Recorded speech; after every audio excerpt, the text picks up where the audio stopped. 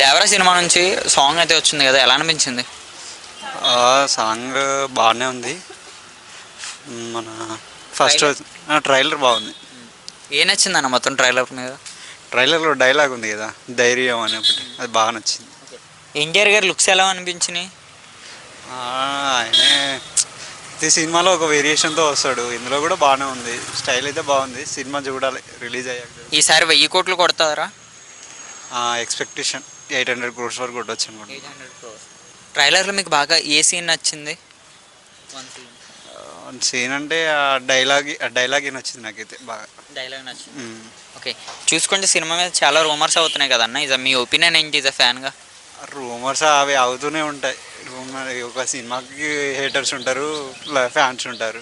Haters వాళ్ళ పనిలో వాళ్ళు ఉంటారు, ఫ్యాన్స్ వాళ్ళ పనిలో వాళ్ళు ఉంటారు. ఓకే, ఎన్టీఆర్ గారు ఇందులో డబుల్ రోల్ అంటున్నారు కదా, క్లాస్ రోల్ ఫ్యాన్స్కి నచ్చుతా, మాస్ రోలా? ఎన్టీఆర్ అంటే మాస్ రోల్ చాలా బాగా నచ్చుతుంది ఎవరికైనా. జాన్వీ కపూర్ ఎలా ఉన్నదంటే ఆమె ఫస్ట్ టైం టాలీవుడ్లో చేయడం? చూడాలి, ఫస్ట్ టైం కదా, మనం చూస్తే తెలుస్తుంది యాక్టింగ్ ఎలా చేసింది ఆమె. గతంలో పెద్ద ఎన్టీఆర్ గారు శ్రీదేవి గారు అనేవారు, ఇప్పుడు జాన్వీ కపూర్ ఎన్టీఆర్ గారు అంటున్నారు. మరి ఎలా ఉంటుంది వీళ్ళిద్దరు పేరు?